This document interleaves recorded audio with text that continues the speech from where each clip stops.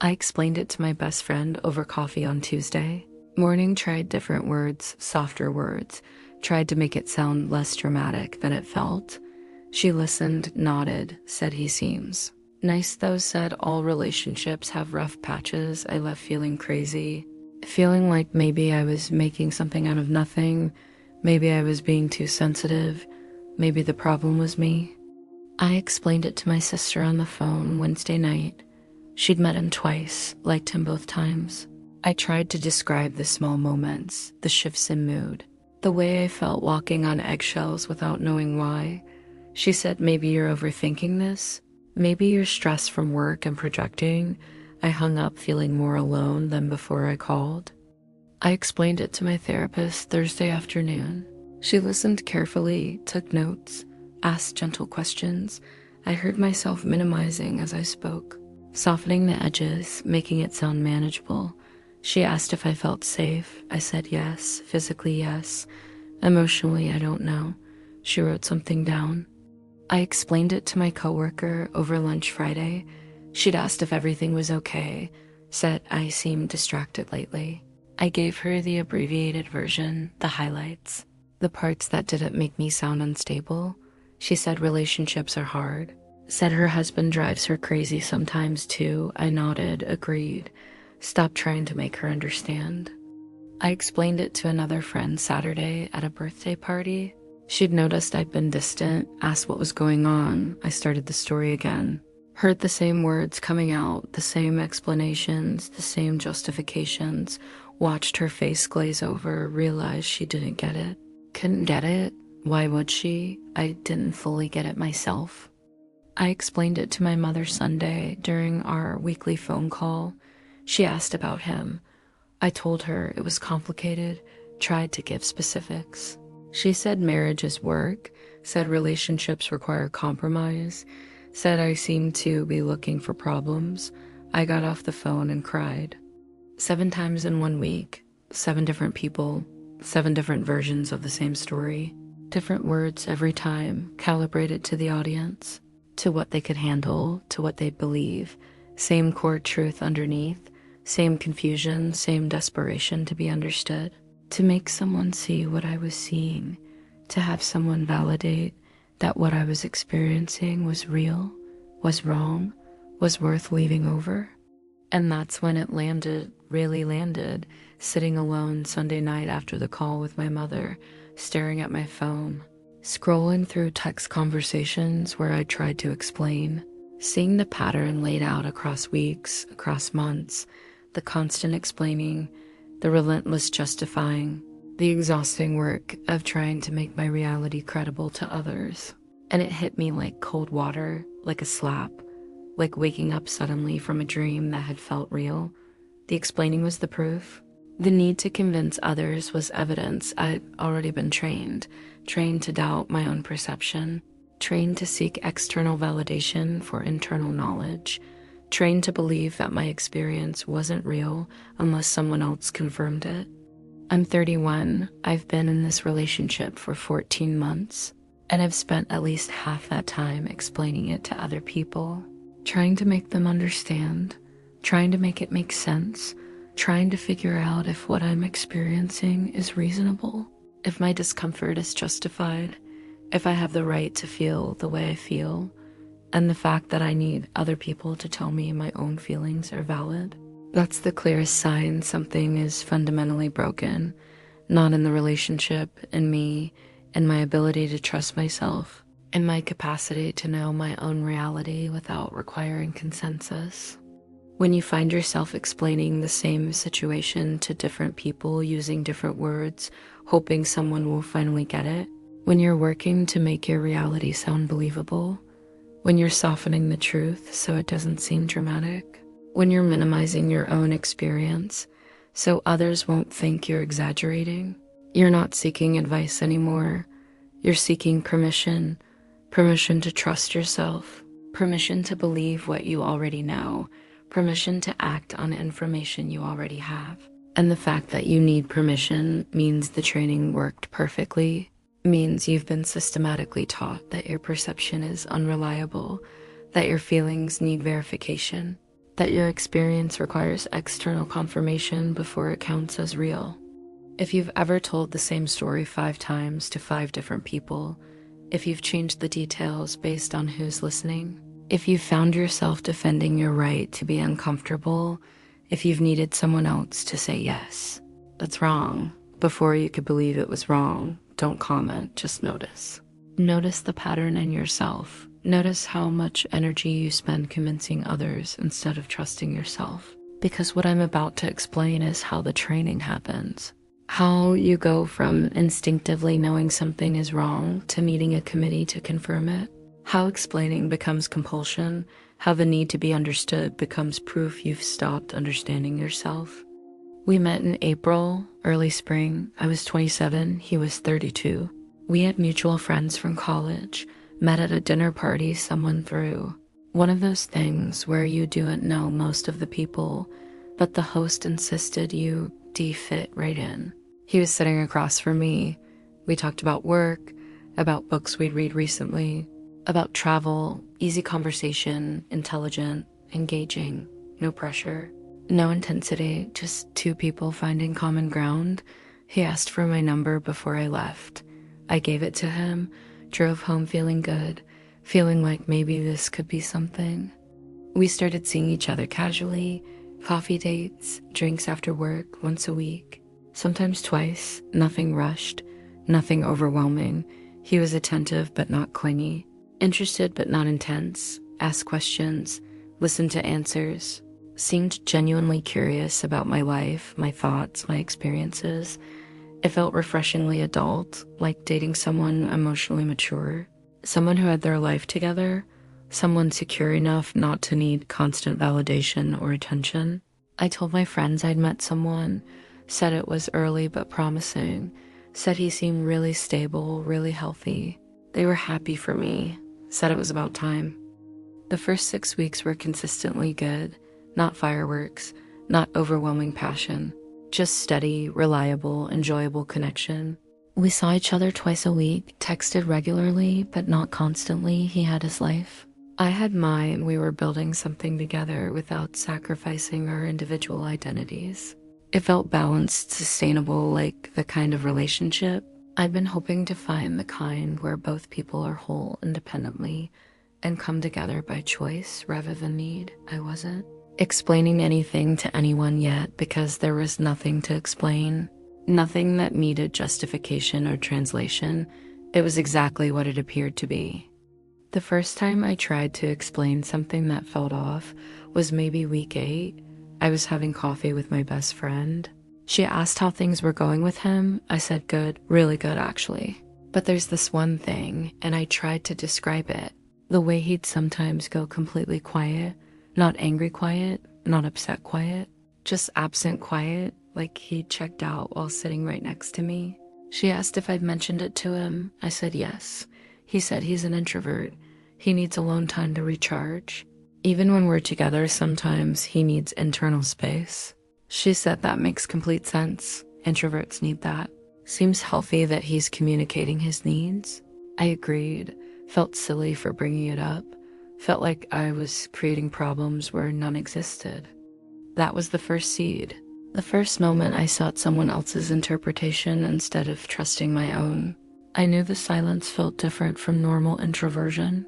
Felt strategic somehow. Felt like withdrawal as punishment rather than genuine need for space. But when my friend gave it a reasonable explanation, I accepted her version over mine. Started telling myself the story she told me. He's an introvert. This is normal. This is healthy. I'm not used to dating someone so self-aware about their needs. This is actually good. The second time I explained something was maybe a month later. I mentioned to my sister that he'd canceled plans last minute, 3rd time in 3 weeks. She asked why.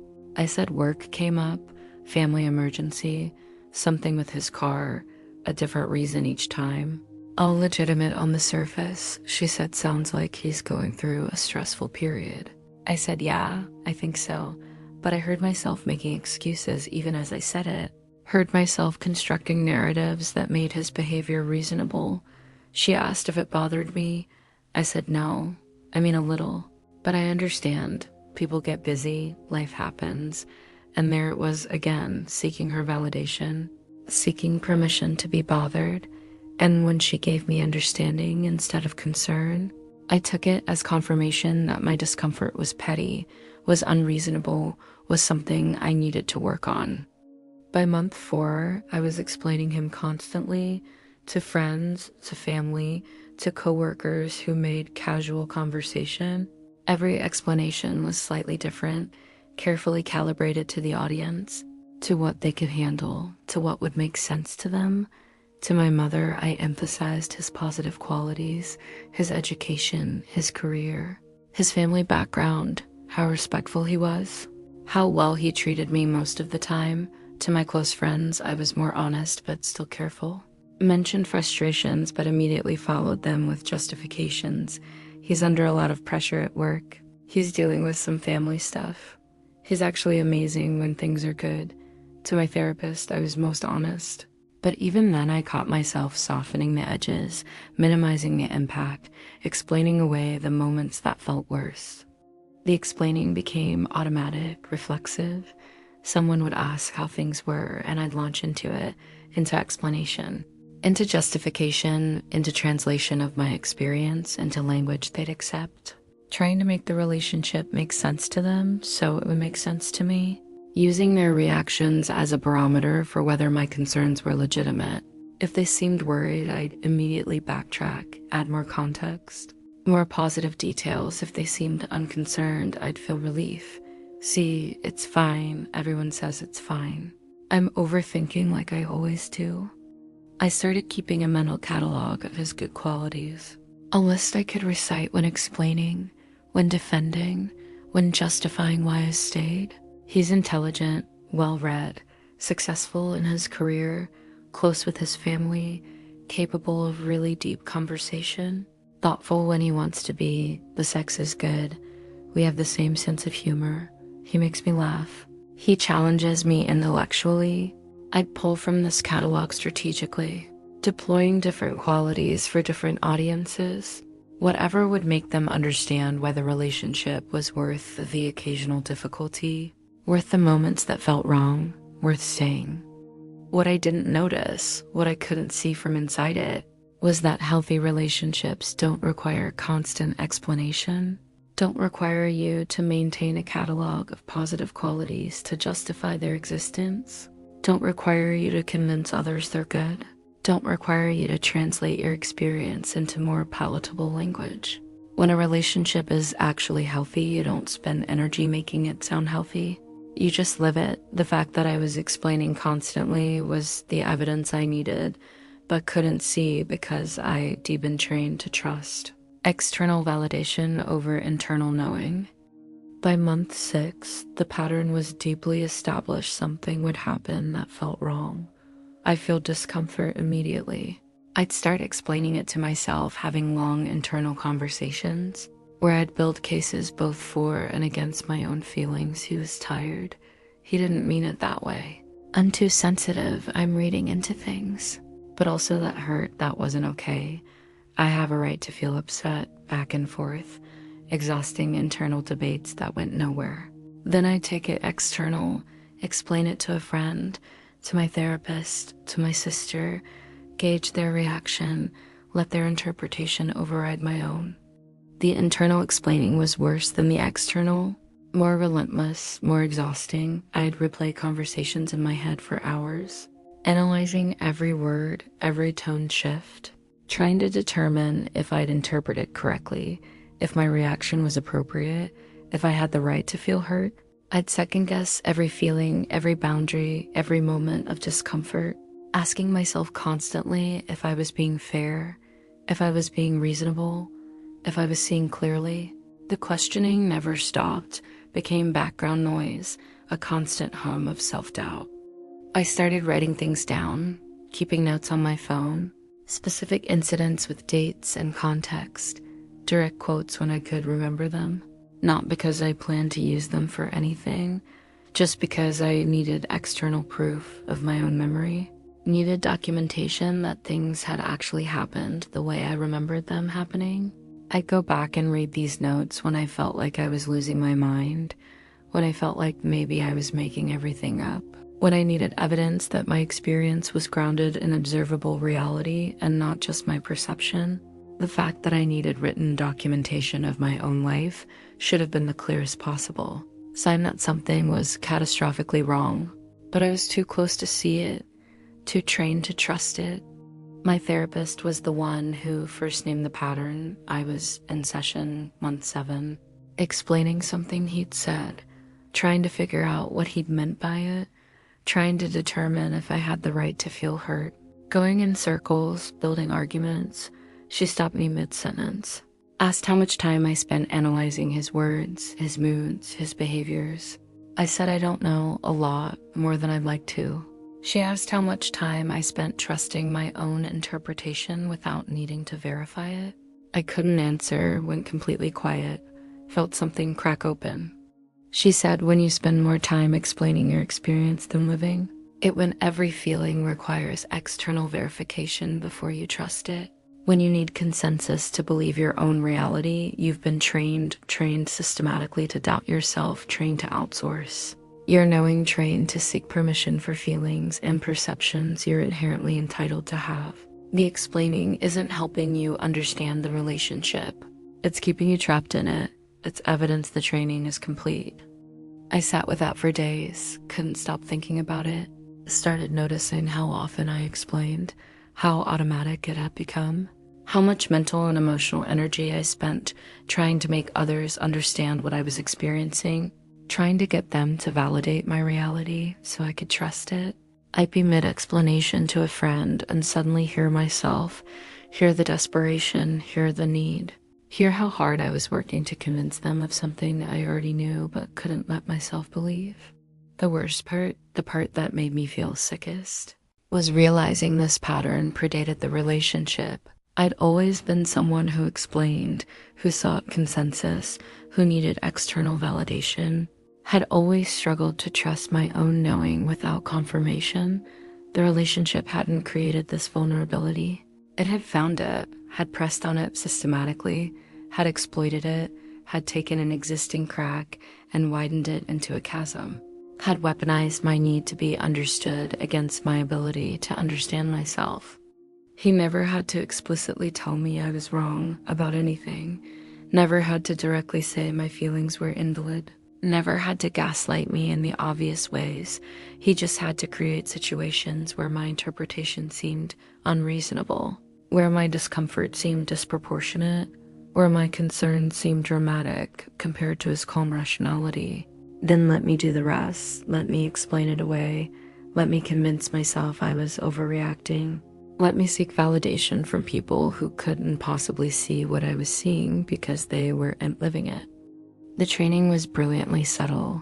He'd do something that felt wrong, I'd react. He'd seem genuinely confused by my reaction, not defensive, not angry, just puzzled. I don't understand why you're upset. I honestly didn't mean it that way. Can you help me understand what I did? His confusion would make me question my own reaction. Make me wonder if I was seeing things that weren't there, misinterpreting mutual actions, creating problems where none existed. I'd try to explain why I was hurt. He'd listen, still looking confused, still seeming genuinely baffled.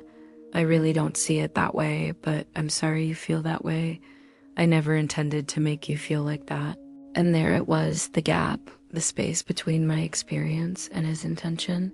A gap I'd spend hours trying to bridge through explanation, trying to make him understand why his impact didn't match his intention, trying to get him to see what I saw, while he maintained calm confusion, maintained that my interpretation was valid, but not his responsibility, maintained that my feelings were my own to manage. We'd go in circles, me explaining my perspective, him explaining his. Neither of us moving, no resolution, no understanding, just exhaustion. Eventually, I'd give up, too tired to keep trying. Except that maybe we just saw it differently. Maybe I was reading into things. Maybe I needed to work on not being so sensitive. Then I'd take the whole interaction to my therapist, to my friends, try to figure out who was right, try to get external arbitration, Try to find someone who could tell me definitively whether my feelings were justified. Month 10, I had a breakthrough that felt more like a breakdown. I was explaining something to my best friend. Same friend I'd been explaining to since the beginning. We were at coffee again, same coffee shop. I was telling her about an incident from the weekend. Using almost the exact same words I'd used to tell the same basic story a dozen times before, she interrupted me, said, "You've told me variations of this story at least 5 times in the past month. You keep looking for me to give you a different answer. You want me to say he's terrible? You should leave, but I can't make that decision for you. Why do you need my permission to trust yourself?" I stopped mid-sentence, felt like I'd been slapped, realized she was completely right. I'd been using her as a mirror, as verification, as proof that my experience was real and my discomfort was valid. And the fact that I needed that proof meant I'd completely stopped trusting my own perception, had completely outsourced my knowing to other people, was living my life based on consensus rather than internal clarity. That night, I went through my phone notes, months of documented incidents, pages and pages of evidence I'd been collecting, proof that things had happened the way I remembered, quotes, dates, patterns. Then I felt something shift, felt the absurdity of it hit me fully, the fact that I needed documentation to trust my own memory, needed written evidence to believe my own experience, needed a catalog of proof to justify having feelings, to justify setting boundaries, to justify considering leaving. I realized the explaining had never been about making others understand the relationship. It had been about making myself believe my own experience was real. I didn't trust my knowing, so I'd outsourced it, given pieces of it to friends, to therapists, to family members, to coworkers, hoping someone would hand it back to me validated, official, confirmed. Hoping someone would give me permission to trust what I already knew. Hoping someone would say, "Yes, you're right. What you're experiencing is real and wrong, and you have every right to leave." But that's not how it works. That's never how it works. If you need someone else to confirm your reality before you can trust it, if you need external validation to believe your internal experience, if you're waiting for permission to act on information you already possess, you've been trained to doubt yourself so thoroughly that your own knowing feels illegitimate, trained to believe your perceptions require verification, trained to seek consensus for experiences that are inherently individual and subjective. The training doesn't happen through explicit statements, through being told directly that you're wrong or crazy or too sensitive. It happens through repeated situations where trusting yourself feels unreasonable, where your interpretation is presented as one of many possible interpretations with equal validity, where the gap between your experience and their intention becomes your problem to explain, your burden to bridge, your responsibility to justify. Over time, through repetition, through exhaustion, you stop trusting yourself first and start seeking confirmation first. And once that flip happens, once external validation becomes necessary for internal certainty, the training is complete. Month 12, something clicked into place. I was sitting in my therapist's office. She asked me a question she'd asked before, but this time it landed differently. She said, if you didn't need anyone else's opinion, if you couldn't tell anyone about this, if you had to make a decision based solely on your own experience and knowing without any external input, what would you do? I opened my mouth to answer, closed it, tried again, couldn't speak, started crying instead. The answer was obvious, had always been obvious. I'd leave. I'd have left months ago if I'd trusted myself, if I hadn't needed permission. If I hadn't been waiting for someone to validate my reality enough that leaving felt justified. The relationship had felt wrong for over 6 months.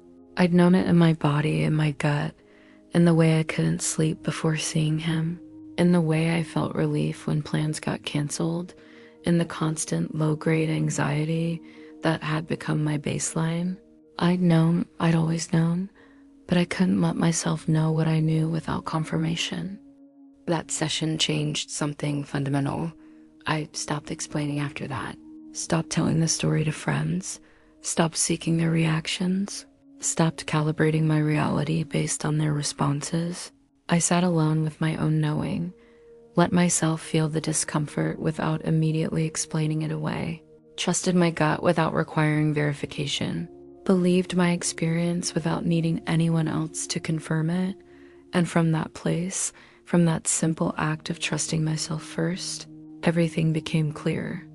I left 3 weeks later, month 13, didn't explain it to anyone beforehand, didn't seek advice, didn't ask for permission, didn't build a case, didn't collect evidence, just trusted my knowing and acted on it, told him it was over, told him I wasn't going to explain why, wasn't going to justify the decision, wasn't going to defend my reality. It was over. I was leaving. That was it. He tried to engage me in explanation, tried to make me justify it, kept saying, I don't understand. What did I do? Help me understand. I said, no, I don't need you to understand. I don't need to make this make sense to you. I know what I know, and that's enough.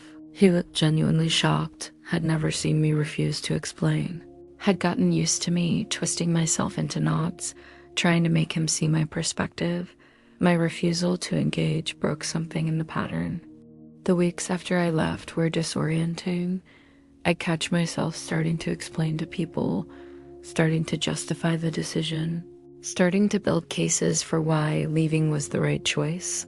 Then I'd stop, remember that I didn't need to convince anyone. The decision was mine, the experience was mine, the knowing was mine. Their understanding was irrelevant to the validity of what I'd lived through. I could tell the story if I wanted to, but I didn't need to tell it to make it real. Even now, 18 months later, I feel the pull sometimes, the urge to explain, to make people understand, to have someone validate that yes, that was wrong. Yes, you were right to leave. Yes, your experience was real. I resist it most of the time, not because the story isn't worth telling, but because telling it for validation means I'm still seeking permission to trust myself, still outsourcing my knowing, still believing my reality requires consensus. Here's what I desperately wish someone had told me in month 2. The first time I started explaining something that felt off, the first time I sought external validation for internal discomfort. If you have to work hard to convince someone else that you're uncomfortable, if you're constantly justifying your own feelings, if you need permission to trust yourself, stop explaining. The explaining is the problem. The need for validation is evidence you've been trained to doubt your knowing. Trust yourself first, believe yourself first, act on your own information without waiting for consensus. The explaining is proof the training worked. The need to convince others is evidence you no longer trust your own perception. The constant justification is a symptom of your self-trust being systematically destroyed. When you find yourself telling the same story to multiple people, when you're working harder to make others understand than to trust yourself, when you need permission to believe your own experience, you're not seeking advice, you're seeking validation for knowledge you've already discounted. And that discount, that devaluation of your own knowing, that's the training, that's the trap. That's how they keep you without ever explicitly telling you to stay. You weren't trained through direct statements, through being told you're wrong or stupid or crazy. You were trained through situations designed to make trusting yourself seem unreasonable, through creating gaps between your experience and their intention, through making you responsible for explaining those gaps, through letting you exhaust yourself seeking validation that would never quite feel sufficient because the problem was and that others didn't understand. The problem was that you'd been systematically taught not to trust yourself, and no amount of external confirmation can rebuild internal trust once it's been demolished. If you're reading this and you spend considerable energy explaining your relationship to others, if you're constantly justifying why you stay, if you're seeking validation for feelings you already have, if you need permission to trust your own discomfort, stop explaining, not because your experience doesn't deserve to be heard, but because the explaining is keeping you trapped, is evidence the training is working perfectly, is proof they outsourced your knowing to people who can never know your experience as intimately as you do. The path forward isn't through making them understand. It's through trusting yourself without needing their consensus. It's through believing your own reality without requiring verification. It's through acting on your own knowing without waiting for permission. Tomorrow, I'll tell you about the day I looked in the mirror and didn't recognize the person looking back. Not because I changed physically, but because everything else had changed. My opinions had become his opinions. My preferences had shifted to match his preferences. My boundaries had dissolved to accommodate his comfort. I wasn't who I remembered being, and I couldn't pinpoint when the replacement had happened. Couldn't identify the specific moment I'd stopped being myself and started being a version designed to make his life easier. They didn't break me, didn't destroy me. They replaced me piece by piece, preference by preference, boundary by boundary, until I looked like myself but functioned entirely for them.